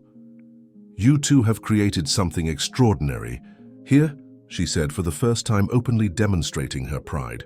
"Something much bigger than a simple training center." "What do you mean, Mother?" Alexander asked. "You've created a place where dreams are not only allowed but actively encouraged, where people who never had a chance can finally show their true potential." Emma felt tears forming in her eyes upon hearing her mother-in-law's words. This was exactly what they had dreamed of creating, a space of real transformation, where people could discover and develop their full potential. At the end of the day, when only the closest team remained at the site, Christina appeared with a surprise, a small engraved wooden box. "What is this?" "What is?" Emma asked, curious. "Open it," Christina smiled. Inside the box was a contract, the original contract that Emma and Alexander had signed at the beginning of everything, now carefully preserved. "I thought you might want to keep it," Christina explained, "as a reminder of how sometimes the greatest loves begin in the most unexpected ways." Alexander picked up the document carefully, a nostalgic smile on his lips. "Look at all these clauses trying to control what our hearts already knew. Who would have thought," Emma laughed softly, that professional agreement would transform into all this?" That night, after everyone had left, Emma and Alexander remained at the center, sitting in the community cafe. The space, even empty, seemed to vibrate with all the possibilities and dreams that would be realized there. "You know what moves me most?" Emma commented, sipping a cup of the cinnamon coffee she had taught the students to prepare, her grandmother's secret recipe. "Seeing how our love didn't stay just between the two of us. It expanded, grew, and now is touching the lives of so many people." Alexander pulled her closer, softly kissing her forehead. "And this is just the beginning. We still have so many dreams to realize, so many lives to transform. Together," she completed, nestling in his arms. "Always together," he agreed. Through the cafe windows, they could see the city lights shining in the distance. It was a vision that reminded them of that first night on the office terrace, where it all began. But now they were no longer two people trapped in a professional agreement. They were life partners, united not by a contract, but by a love that had proven strong enough to transform not only their own lives, but the world around them. And so, in that space that represented the materialization of their shared dreams, Emma and Alexander silently reaffirmed their commitment to each other and to all those who, like them, dared to dream of the impossible, because they had learned that when love is true, it has the power not only to unite two hearts, but to create waves of transformation that spread infinitely, touching and changing lives in ways that no contract could ever predict. The first year of marriage passed like a dream. The Hayes Foundation grew each day, with 3 new training centers under construction and the International Exchange Program about to send its first class to Europe. Emma and Alexander had found the perfect balance between personal and professional life, their shared dreams blossoming into ever greater achievements. On a spring morning, while organizing some documents in her office at the foundation, Emma felt a slight dizziness. It wasn't the first time that week, but she had been too busy to pay attention to the signals her body was sending. "You need to see a doctor," Christina insisted after finding her pale in the bathroom. "It's been days since you've been like this." "It must just be fatigue," Emma tried to argue, but her friend and secretary wouldn't accept excuses. "I've already scheduled an appointment for this afternoon, and I don't accept no for an answer." A few hours later, Emma sat nervously in the doctor's office waiting for the test results. When the doctor returned with a smile on her face, her heart raced. "Congratulations, Emma. You're pregnant." The world seemed to stop for a moment. Pregnant, a baby, a life that was the perfect combination of her love with Alexander. "How far along?" she managed to ask, her voice trembling with emotion. "Approximately 8 weeks," the doctor replied, handing her a small image from the ultrasound. "Would you like to hear the heartbeat?" The rhythmic and accelerated sound that filled the room made tears stream down Emma's face. It was the most beautiful sound she had ever heard in her entire life. Leaving the doctor's office, her mind was already working on 1,000 ideas about how to give the news to Alexander. She wanted it to be something special as the gift they had created together. She decided to prepare a surprise for that same night. With Christina's help, she organized an intimate dinner on the terrace of the first office, the place where it all had begun. "Are you sure you don't want me to tell him right away?" Christina asked, barely containing her own excitement about the news. "No," Emma smiled, unconsciously caressing her still flat stomach. "I want to see his expression when he finds out." The dinner was prepared with all care, Alexander's favorite. Dishes, candles, flowers, and a small golden box that contained the ultrasound image. When Alexander arrived, he found Emma waiting for him with a mysterious smile. "What are we celebrating?" he asked, kissing her softly. "Life," she replied enigmatically, "and all its wonderful surprises." During dinner, they talked about the foundation's projects, about the new centers under construction, about the dreams that continued to grow. Alexander noticed that Emma seemed especially radiant, as if she were guarding a precious secret. "I brought a gift for you," she finally said, pushing the small golden box in his direction. Alexander opened it curiously, and for a moment he was in absolute silence, staring fixedly at the ultrasound image. "Emma?" His voice failed, his green eyes moist. "Is this?" "Our biggest project yet," she completed, tears of happiness streaming down her face. "A project that began with love and will last forever." Alexander rose from his chair and pulled her into his arms, spinning her in the air carefully. "A baby. We're going to have a baby." The laughter of both echoed across the terrace, mixing with tears of pure joy. Alexander knelt, placing his hands on Emma's belly. "Hi, little miracle," he whispered. "You can't imagine how much you're already loved." "Actually," Emma smiled, placing her hands over his, "he or she probably already knows. After all, it's the fruit of the truest love that exists." That night, as they observed the stars from the same terrace where their love had begun, Emma and Alexander dreamed of the future. Her future that now included not only their social projects, but also a small life that represented the greatest proof that love, when it's true, has the power to create miracles. "Did you know that it was here, exactly in this place, that I fell in love with you for the first time?" Alexander confessed, embracing her from behind. "In the job interview?" she asked, surprised. "Yes. When you were completely honest about your limitations, but showed a strength and determination that I had never seen before. At that moment, even without knowing, my heart was already beginning to tear up all the pages of my old contracts." Emma turned in his arms, facing those green eyes she loved so much. "And now we're here, writing a new chapter of this story. A chapter that not even the most wonderful of dreams could have predicted. 6 months had passed since the discovery of the pregnancy. The Ruth Williams Center was celebrating its first graduating class, and Emma's belly, now visible under the elegant dress, was a source of joy for all the students and staff. The graduation ceremony was held in the center's garden with the presence of business partners, family members of the students, and the entire foundation team.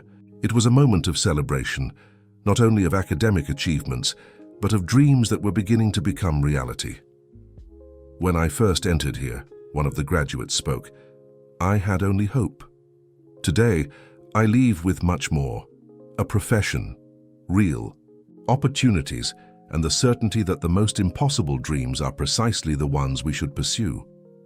Emma, seated next to Alexander in the front row, felt the baby move, as if also wanting to participate in that special moment. Alexander, noticing, placed his hand on her belly, smiling as he felt the movements. After the official ceremony, while those present celebrated in the community cafe, Victoria Hayes approached the couple with an envelope in her hands. "This is my gift for my future grandchild," she announced, handing the envelope to Emma. Inside were documents establishing a special fund, not for the baby, as would be expected, but to guarantee perpetual scholarships at the training centers.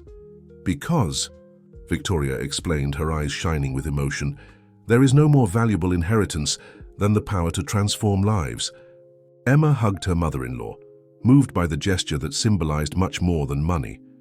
It represented the complete transformation of values that her love with Alexander had triggered. Grandma Ruth, who was observing the scene, approached with her traditional wise smile. "I knew this love would be capable of changing the world," she commented, caressing her granddaughter's belly. "And now it's creating new worlds." The afternoon progressed, with success stories being shared. Several graduates had already been hired by partner companies, some were preparing for the international experience, and others were planning to open their own businesses. "Just look," Alexander whispered in Emma's ear, "how much love can be multiplied when we let the heart, not contracts, guide our decisions." As the sun was setting, casting golden tones over the garden, Emma and Alexander climbed to the small stage for a final announcement. "Today, we celebrate not only the graduation of our first class," Emma began, her voice charged with emotion. "We celebrate the proof that love, when it's true and dedicated to a greater purpose, has the power to transform not just 2 lives, but entire generations." Alexander continued, "That's why we want to announce that each Hayes Foundation training center will have a special space, the Dream Room, a place where young people can receive mentoring, develop projects, and mainly learn that there are no impossible dreams when there is dedication and support. The announcement was received with emotional applause. Christina, who was organizing the event details, couldn't contain her tears. "And there's one more surprise," Emma added, smiling. "We would like to share with you that we're expecting a girl, and her name will be Hope, because it was hope that united us, that transformed a contract into true love, and that continues to inspire each person who passes through these centers to believe in their dreams." The news was celebrated with even more emotion. Victoria and Grandma Ruth embraced, united by their love for the little granddaughter who was on the way. The graduates, employees, and partners, all who were part of that great family that love had created, shared in the joy of the moment. Later, when the celebration was already coming to an end, Emma and Alexander walked hand in hand through the center's garden. The sky was painted with the first stars, and the gentle breeze carried the perfume of the flowers. If someone had told me on that first day that a mistake would lead me to the greatest love of my life, Emma commented, caressing her belly. "It wasn't a mistake," Alexander gently interrupted her, placing a hand over hers on her stomach. "It was destiny finding a way to bring together 2 hearts that needed each other to become better." Emma smiled, leaning against her husband's chest. "And now what lies ahead?" "Now," he kissed her forehead affectionately. "Now we continue writing our story. A story that began with a contract but transformed into a love capable of changing the world. A story that, thanks to our little hope, will continue inspiring people to believe that the most impossible dreams are precisely those we should pursue with more strength. And so, under the starry sky, Emma and Alexander celebrated not only their love, but all the transformations it had generated. A love that had begun with a simple contract and transformed into a force capable of changing lives, creating opportunities, and mainly, spreading hope. Because sometimes the greatest loves begin in the most unexpected places, and the most important. Contracts are not those written on paper, but those that are sealed in the heart. The months that followed were filled with increasing excitement as Emma's due date approached. The Hayes Foundation continued to grow, with new centers being established and the program's reputation spreading across the country. Emma had remained active in her role as foundation president throughout her pregnancy, sometimes attending meetings, with her tablet in one hand and blueprints for new centers in the other. "You need to slow down," Alexander would remind her, concerned about her hectic schedule even in her third trimester. "I'll slow down when our daughter decides it's time," Emma would reply with a smile, though she had, in fact, begun delegating more responsibilities to her growing team. One crisp autumn evening, while they were reviewing plans for the newest center in the living room of their home, Emma felt the first contraction. She paused mid-sentence, placing her hand on her belly. "Emma?" Alexander noticed immediately, his eyes widening. "Is it time?" She nodded, a mixture of excitement and apprehension washing over her face. "I think our daughter has decided to join the board meeting." The next few hours passed in a blur of activity. Alexander called Grandma Ruth and Victoria, who arrived at the hospital within minutes of each other, both carrying small packages that had clearly been prepared for weeks.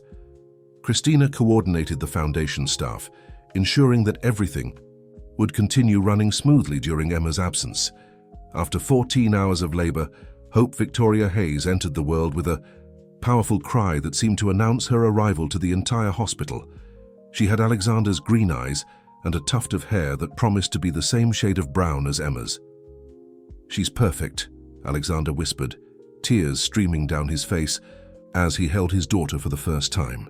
"Absolutely perfect." Emma watched, her heart so full it felt as though it might burst. "She's our greatest project yet," she said softly. When Grandma Ruth entered the room to meet her great-granddaughter, she brought with her the same handkerchief that had been used at Emma's wedding. "For her baptism," she explained, "another generation to carry on our traditions." Victoria, who had somehow managed to look impeccable despite rushing to the hospital in the middle of the night, couldn't contain her tears when she held her granddaughter. "She has the Hayes eyes," she said proudly, then added with a smile, "but her grandmother Ruth's determined chin." The two grandmothers, once from completely different worlds, now stood united by their love for the tiny miracle in their arms. 3. Months later, the Hayes Foundation celebrated the opening of its 5th center. Emma attended with Hope, nestled in a sling against her chest, the baby observing the proceedings with what seemed like genuine interest. "Our youngest board member approves," Emma joked as she cut the ribbon, surrounded by the first graduates of the program who had returned to mentor new students. That evening, after putting Hope to bed in the nursery, they had decorated together with scenes from around the world. Emma found Alexander on their bedroom balcony, gazing at the stars. "Penny for your thoughts," she asked, wrapping her arms around him from behind. "I was just thinking about how much has changed," he replied, pulling her around to face him. 3 years ago, I was a man who believed that everything could be controlled through contracts and agreements. I thought success was measured in profit margins and market share. And now?"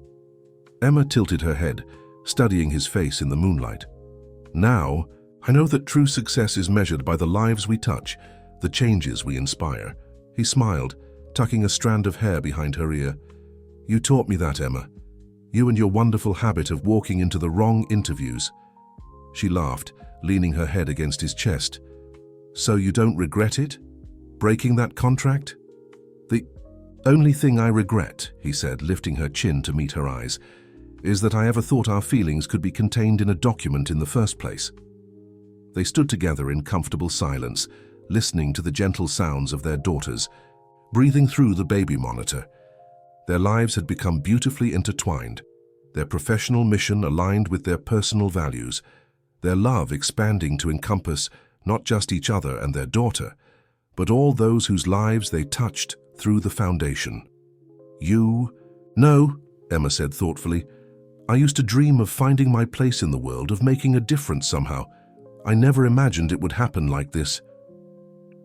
Sometimes the best journeys are the ones we never planned, Alexander replied, kissing her softly. And sometimes the most binding contracts are the ones written not on paper, but in our hearts. As they made their way back inside, hand in hand, they paused to look in on their sleeping daughter. Hope lay peacefully in her crib, one tiny hand clutching the edge of her blanket, her face serene in slumber. Our greatest masterpiece, Alexander whispered. And our most important contract, Emma added with a smile. For in that moment, they both understood completely that the true power of love wasn't just in grand gestures or passionate declarations. It was in the quiet moments, the shared purpose, and the legacy they were creating together. A legacy that had begun with a misunderstanding and a contract, but had blossomed into something far more beautiful than either of them could have imagined. In the soft glow of the nightlight, Hope, Victoria,